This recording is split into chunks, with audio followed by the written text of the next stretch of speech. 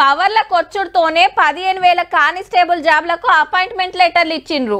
అటెనక 7,000 నర్సుల పోస్టులకు జాబ్ లెటర్లు ఇచ్చేసిండ్రు. సింగరేణిలో 441 మందికి కారుణ్య నియామక పత్రాలు ఇచ్చిండ్రు. మొన్ననే పోస్టులు పెంచి గ్రూప్ 1 నోటిఫికేషన్ విడుదల చేసిండ్రు.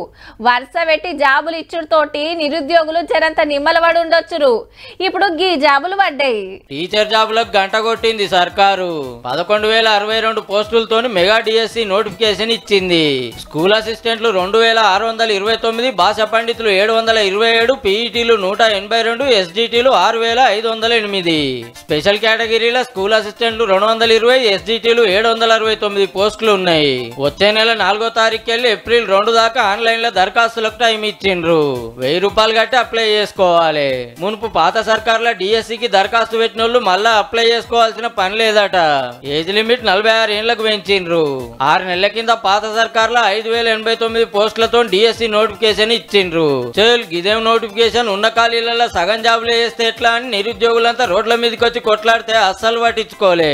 ఇంతలోనే ఓట్లొచ్చుడు, కాంగ్రెస్ గెలుచుడు. పోస్టులు పెంచాలని అందరు కొట్లాడిన పాత నోటిఫికేషన్ రద్దు చేసి ఇంకో 4,957 పోస్టులు కలిపి 11,000 పోస్టులతోని కొత్త నోటిఫికేషన్ ఇచ్చిండ్రు. మే లేదంటే జూన్ నెలలో పరీక్షలు పెట్టే ఛాన్స్ ఉందట. సర్కార్ టీచర్లను కావాలి అనుకున్న వాళ్ళంతా మళ్ళా ఓయిలు ముంగటేసుకోరు మరి.